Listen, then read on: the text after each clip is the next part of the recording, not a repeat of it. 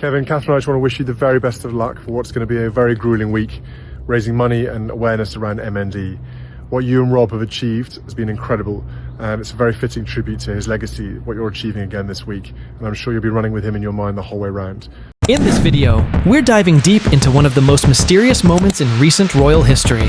You'll discover what really happened when Prince William suddenly vanished from public view, the shocking truth that drove him to Scotland in complete secrecy, and how this devastating revelation changed the future king forever. If you want to understand the hidden struggles behind the royal smile and see how one man faced his darkest moment with incredible courage, then make sure you hit that subscribe button and turn on notifications right now. Because what you're about to hear will completely change how you see the British royal family. Let's get into it. The whole world watched Prince William stand before cameras, looking calm and confident, acting like the perfect future king. Everyone saw his warm smile and steady composure. But something had just torn his world apart. Within just a few hours, flight records showed a secret trip. He flew to Scotland without telling anyone, and even the people who work at the palace had no idea why. So, what exactly did Prince William find out that made him run away from the spotlight without saying a single word? Was someone close to him dishonest? Was there a huge problem in the royal family? Or was it something even more painful that regular people will never fully understand? Keep watching, because what happened next in the Scottish mountains would transform everything for the man who will one day be king. It all started very quietly. Almost too quietly. On a Wednesday evening, when the air was cool, a private airplane took off from a small hidden airfield just outside London. Nobody from the media knew about it. There was no official announcement. No royal photographer stood waiting at the runway. The person sitting on that plane was Prince William, the man who will inherit the British throne, and he was traveling without any fanfare or big group of helpers. Within just minutes, the airplane vanished into the clouds, heading straight towards Scotland. But here's the big question. Why would a future king suddenly disappear from everyone's view like that? What could have been so incredibly urgent that even the palace workers were completely caught off guard? For a family that everyone watches constantly, staying silent says a lot. Royal trips are normally planned down to every last second. Security teams get detailed instructions. Schedules are shared with everyone who needs to know. Every single journey gets written down for official records. But this particular trip was totally different. The flight plan was registered using a fake name. The time when they would leave changed twice in less than 60 minutes. To people who know how things work, it was obvious that something very unusual was happening. Was someone in the family dealing with a serious health problem? Was William rushing to handle a private emergency that the public was never supposed to know about? When the news leaked through unofficial airplane tracking websites, social media absolutely exploded. Reports about an unannounced royal flight spread quickly across internet forums and communities of people who follow royal news. Some people thought he was going to Balmoral for a secret family meeting. Other people suspected something more deeply personal, like maybe he needed an emotional break. After all, William has always gone to the Scottish mountains for peace whenever things get really tough. It's the place where he made childhood memories, spent summers with his grandmother, and found quiet moments far away from all the cameras. But this time, everything felt much more serious. Reporters quickly started putting the pieces together. Earlier that exact same day, William had been spotted leaving a meeting at Windsor Castle, and he looked noticeably stressed. Cameras caught him checking his phone over and over again, and his face was impossible to read. Shortly after that, his motorcade suddenly changed direction, skipping the normal route home. By the time the sun went down, he was completely gone. No official statement, no explanation given, just whispers about a heartbreaking discovery that had shaken the prince right down to his core. What could possibly make a man known for staying calm break royal rules so suddenly? Without any real answers, people started guessing wildly. Some royal reporters suggested there were internal fights happening inside the monarchy. Others pointed toward new information about family matters that came up out of nowhere. There were even quiet rumors about private messages that the palace had intercepted. Messages that showed more than anyone was prepared to deal with. Could that actually be true? Or was this just another part of the never-ending attention on Britain's most watched family? When the jet finally landed on Scottish ground late that night, heavy rain poured down on the runway, covering everything in mystery. No cameras were there. No crowd had gathered.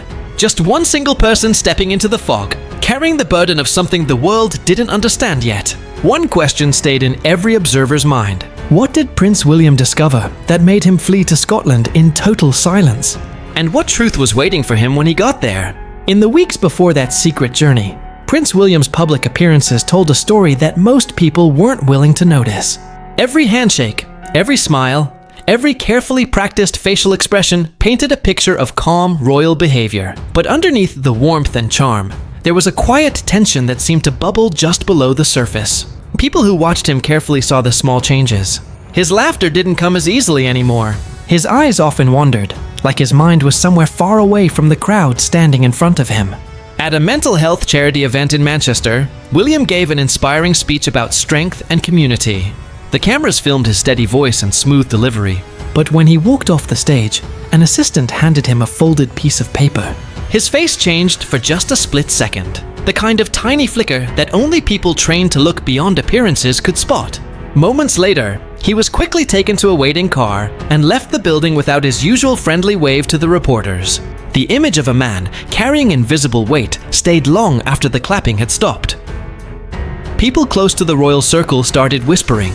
The prince had quietly postponed several public appearances. His team said it was because of scheduling problems, but the pattern was unmistakable.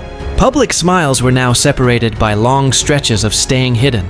When he did show up, his voice had a depth that suggested something deeply personal was going on. To many observers, it seemed like he was holding himself together purely through duty. Inside the walls of Kensington Palace, staff members talked about an unusual quietness. William had been spending many hours locked in his private study, often leaving written notes for assistants instead of talking to them directly. Meetings that used to be filled with laughter had become formal, short, and tense. Family pictures in his office stayed in their usual spots, but visitors said he would sometimes glance at them with a faraway look, as if trying to pull strength from the faces frozen in happier times. The British media, which is usually relentless when chasing royal stories, started paying attention. Newspaper headlines guessed about stress, exhaustion, and how hard public life can be. Official palace representatives dismissed these claims, saying that the prince was focused on his responsibilities. But the calm wording only made the mystery deeper. The truth behind closed doors was that something had disturbed William very deeply, something that had broken his normal rhythm and drained the ease from his smile. Friends who had known him for many decades described a change in how he spoke during conversations. Where he once talked enthusiastically about his projects and family, his recent words were more cautious. His sentences got shorter. His humor became more reserved. In public, he still represented the image of leadership. But in private, he was quietly dealing with a situation that had left him deeply torn. The evening before his sudden flight, he was seen driving by himself through Windsor grounds, his headlights cutting through the misty air. There were no security escorts, no motorcycles with flashing lights, only a lone vehicle moving through the darkness. People who saw him described him as completely still behind the wheel, gripping it tightly with both hands, lost deep in thought. When he got home later that night, staff members noticed that he stayed awake long past midnight, walking back and forth in his study without making a sound. The next morning, he showed up before photographers at a small environmental event, smiling like always. His tie was perfectly straight. His posture was flawless. But underneath that tailored suit, his heart was carrying a heaviness that no camera could capture. Every movement seemed carefully measured. Every word was chosen with deliberate care, as though he was protecting himself from the weight of an invisible truth. The photographs from that day, which were later examined again by the media, would become haunting symbols of a man trying to balance duty and deep distress. Behind all the grandeur and precision of royal life, Prince William was facing a storm that words couldn't express. The charm that once came naturally now worked like protective armor. His smile stayed in place, but it no longer reached his eyes. Every public appearance turned into an act of quiet endurance. The future king was performing his role perfectly. Yet each step, each handshake, each polite nod carried the silent echo of a heavy heart that was breaking under the weight of what he knew. The truth, when it finally surfaced, wasn't a sudden explosion. Instead, it was a slow unraveling that started behind closed doors. It was a whisper that became louder with every hour that passed. A confidential file, a private report, and a bunch of messages had landed on Prince William's desk just days before his unexpected departure. What those documents contained would shake even the strongest person. They talked about betrayal, loss, and a revelation that threatened to change everything he thought he knew about loyalty and family.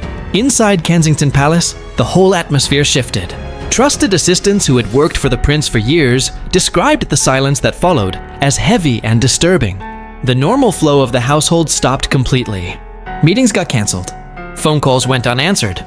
Those who worked closest to him noticed that William started spending hours locked away in his private study. He was seen reading through stacks and stacks of paper, and his face grew darker with each page he turned. When he finally came out, his steps were slow, and his face was pale. Something inside him had fundamentally changed. People close to the royal household later suggested that the information arrived unexpectedly through someone outside the palace. It was something nobody had been ready to face.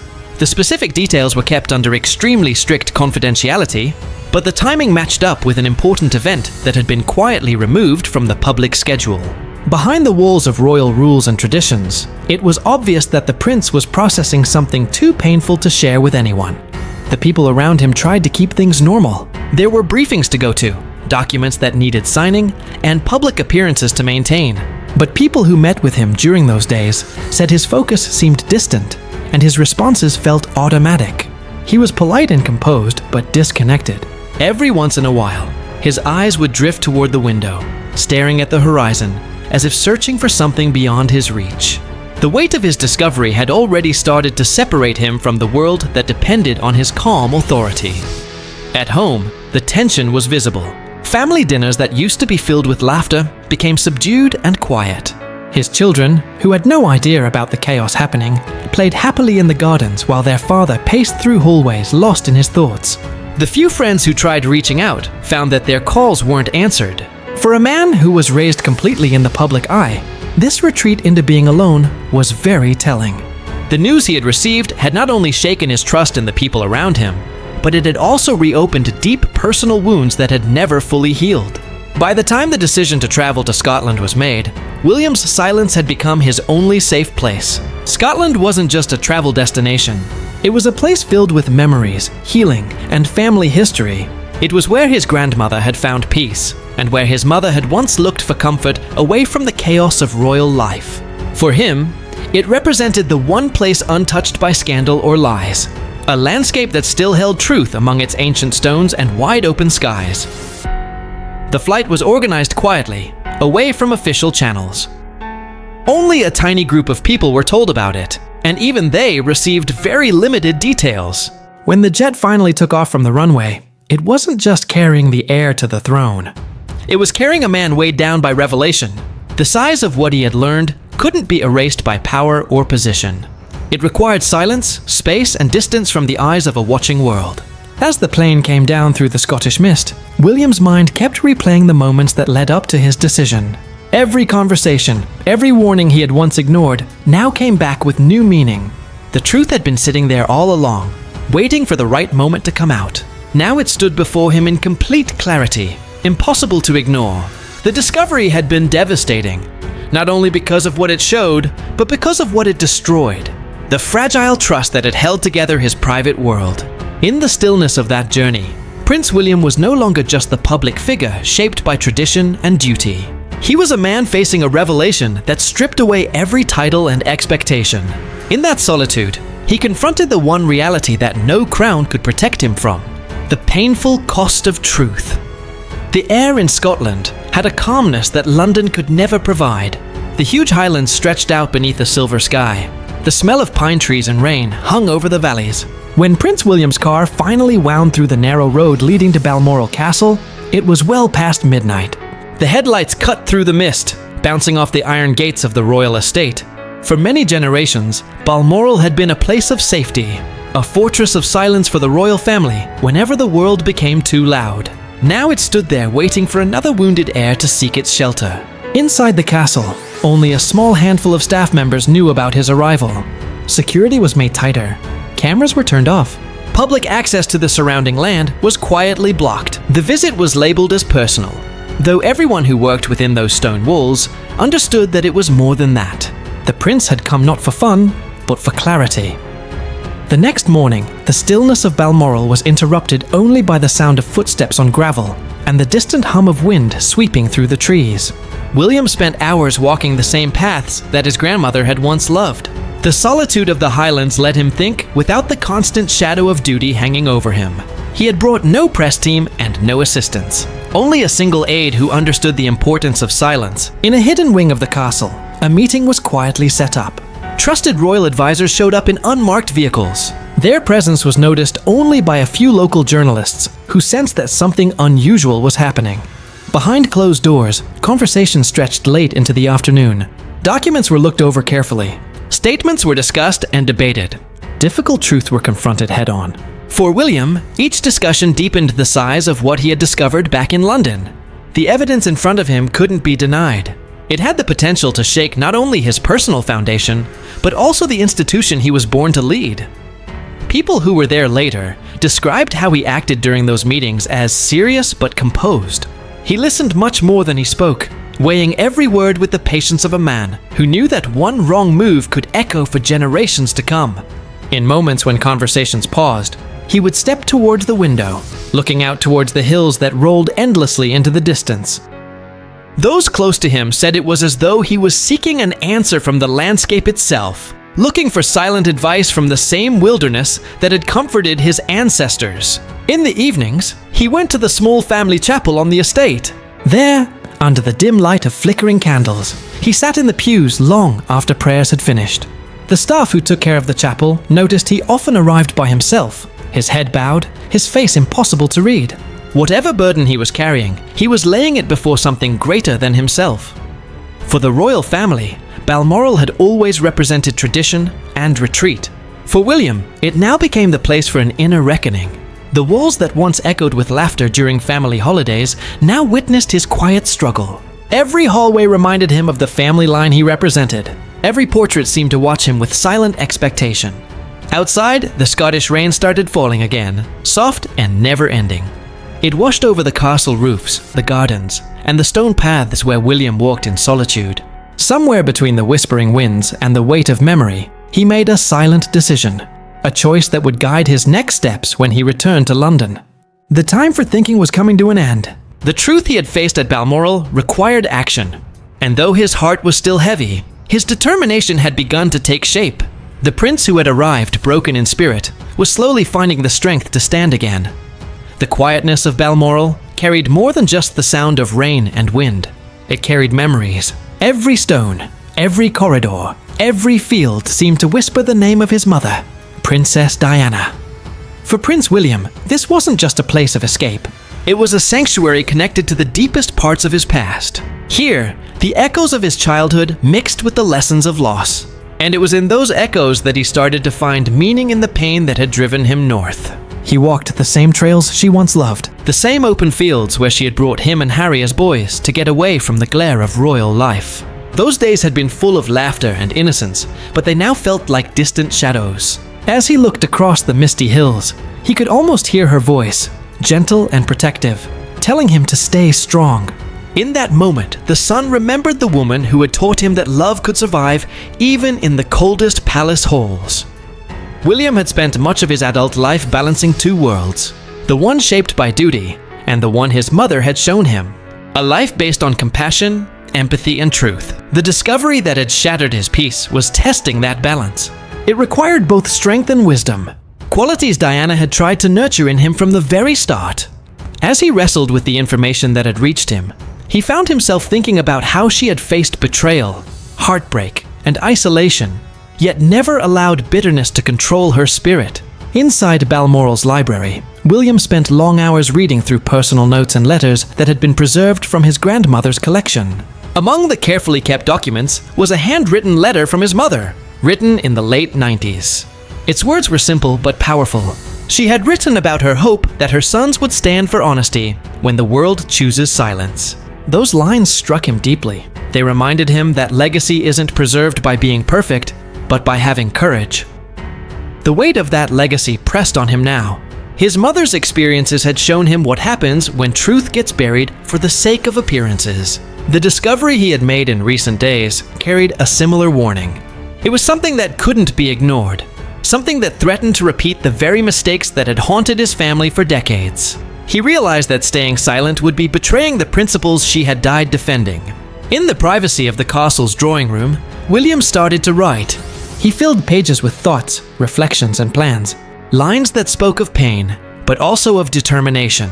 It was as though the act of writing connected him to her spirit, reminding him that his journey was part of a larger story still unfolding. The ink became his confession, his prayer, and his promise. By nightfall, he returned once more to the small chapel. The air was cool and the candles burned low. He sat in silence, his hands folded, his head bowed. Above him, the stained glass window glowed faintly in the flickering light, showing a mother and child surrounded by angels. The symbolism wasn't lost on him. This was where he understood that grief, when faced with courage, could become guidance. His mother's life had been marked by heartbreak, but her legacy was one of love and strength. And now it was his turn to carry that legacy forward. As the first light of dawn broke over the highlands, the morning light fell across the estate, lighting up the mist that clung to the hills. William stood by the window, eyes fixed on the horizon. The journey that had begun in secrecy was turning into something deeper. A confrontation not just with discovery, but with destiny. His mother's spirit seemed to move with the wind outside, a silent reminder that truth, no matter how painful, must always be faced.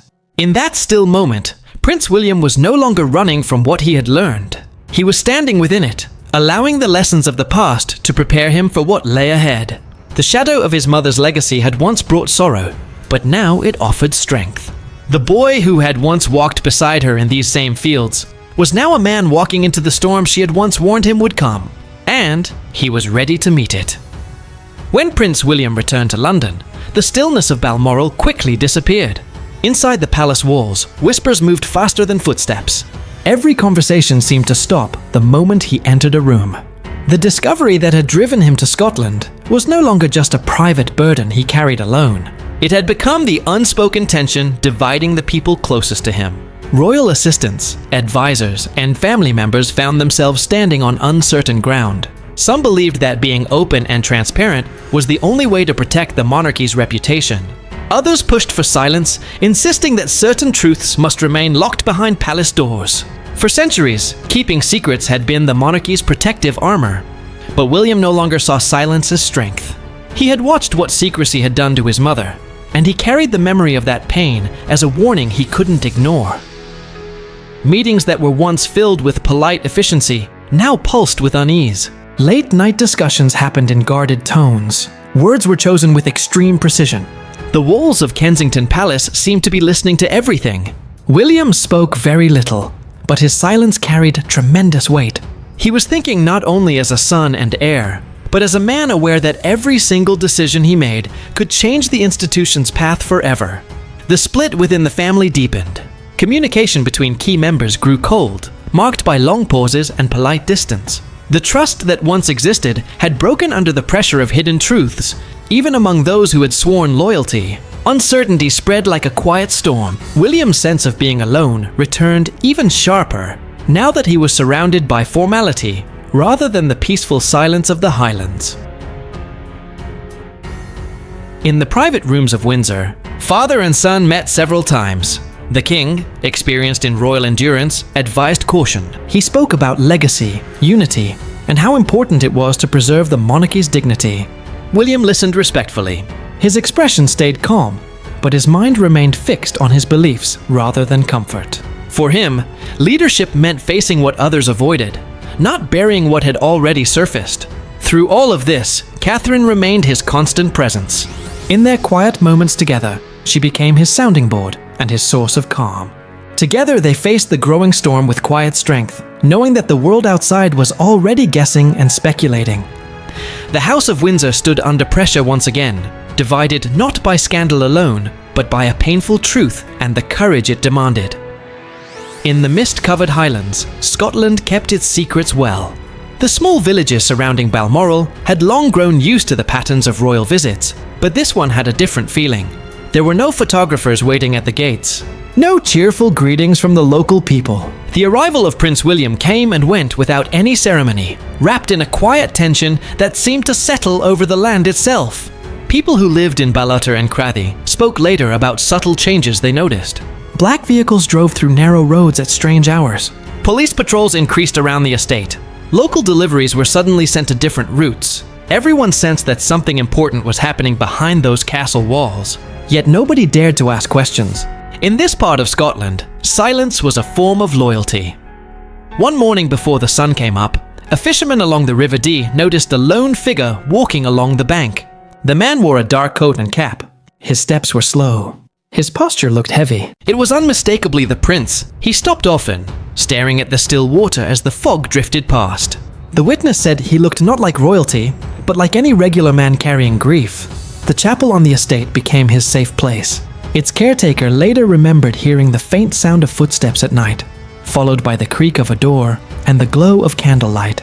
William would stay there for hours, completely motionless, his head bowed in prayer or deep thought. The solitude of the Highlands seemed to absorb his sorrow. Local people respected the silence. They turned away when his motorcade passed, offering space instead of curiosity. For centuries, Scotland had been a royal sanctuary, a place where the burdens of crown and title could fade into the mist. It became that again now, his shelter in the storm. By the end of his stay, those who caught a glimpse of him noticed something had changed. His face was pale, his eyes looked tired, but his steps were firmer. The land had listened. The silence had steadied him. Scotland, ancient and loyal, had witnessed his pain, and in doing so, it had helped him find the strength to return to the world that waited beyond the hills. When Prince William's jet touched down in London, the air felt heavier than when he had left. The quiet refuge of the Highlands was behind him now. Ahead lay the relentless scrutiny of palace life. The moment his car rolled through the gates of Kensington Palace, the silence that had surrounded his trip was replaced by questions. Questions from assistants, from advisors, and from a press corps already circling for answers. Inside the palace, the atmosphere was tense. Staff members who had kept to their duties while he was gone now avoided making direct eye contact. They had read the headlines. They had seen all the speculation, and they understood that something major had taken place. William moved through the halls with quiet resolve, acknowledging greetings with a simple nod, but offering no explanations. The time for thinking and reflecting was over. Decisions would soon have to be made.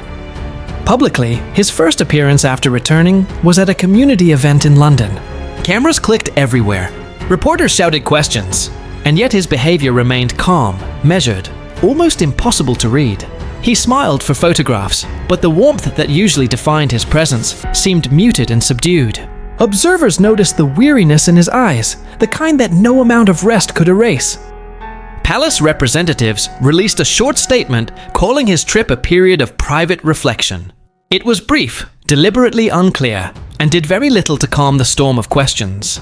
The media grabbed onto every single word, analyzing the tone and timing, while royal experts debated its deeper meaning. Some believed he had gone north to process family issues. Others claimed the trip was connected to matters of royal security or personal loss. The truth remained behind closed doors, guarded as tightly as the man himself. Back home, his children's laughter filled the gardens once again. Catherine kept their home calm and steady, protecting the family from all the noise beyond the walls. Yet even she knew the weight he was carrying. The days ahead would require composure, diplomacy, and careful judgment. As evening settled over London, William stood by his study window, looking towards the fading skyline. The questions outside grew louder, but inside he had already made peace with one certainty. The truth, whatever its cost, would soon have to come to light.